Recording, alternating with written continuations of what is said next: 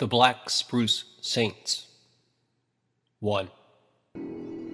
Snow sift over ice and gravel as I pilgrim down the road, first thing to the sea. Study the line where saltwater scallops snow along the seaweed shore. Full moon last night, the old high tide full moon routine that the Atlantic has practiced for several 100,000 rehearsals.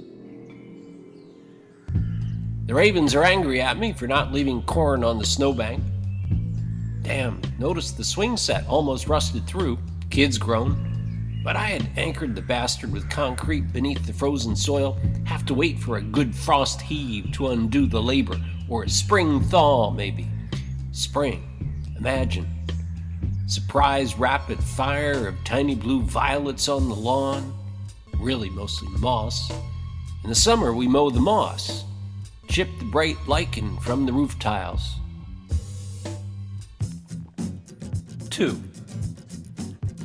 Kafka, Tolkien, Kesey, Ginsberg, Brautigan, Dostoevsky.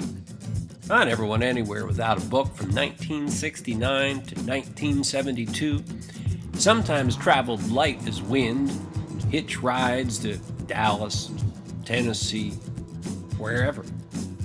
Sat with illegal radio gear in my lap once from Atlanta to Philadelphia. It was a young anarchist driving. He'd bought old military hardware for God knows what. Caught other rides as a young man with truckers, drinkers, Vietnam vets telling me stories about shrapnel, hookers, monkeys.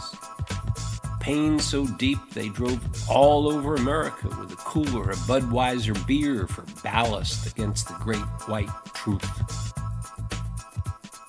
A quick tally of reasons I should not be alive.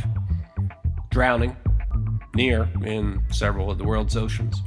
Fights, victim of a couple of serious ones, always lost. Alone on the interstate outside Birmingham, Alabama once with beer bottles flying past my long wavy hair in the dark. And there was me sleeping with the war dead in a cemetery in France. My sleeping bag full of rain.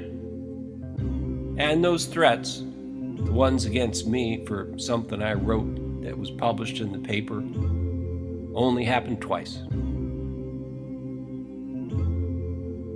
3.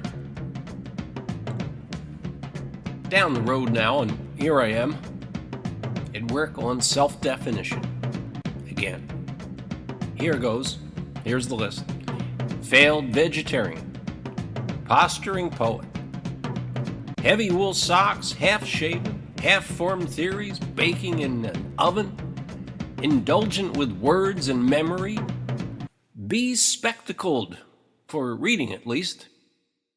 Fatherhood, man with parsley frozen down in his frozen garden, stubbornly clinging to life all winter only to go to seed as soon as the soil melts to mud.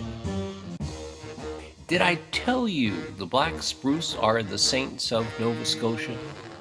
No one will believe me here, but they love us. They care for us, and we owe them better than a noisy, clear-cut revenge by spiteful men.